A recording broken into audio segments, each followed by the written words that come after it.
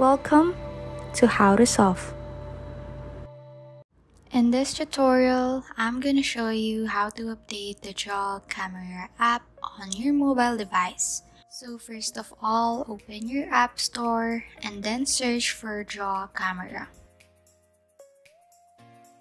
Once you see an update button here, simply click it to start updating the app. In my case, there is no update button because the app is already updated. Wait for it to finish updating, then open once it's done.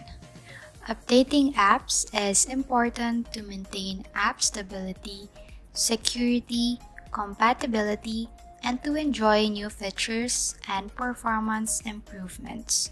It is recommended to regularly update your app to ensure you have the best possible experience and protection on your device. Please like and subscribe for more content. We'll see you in the next one.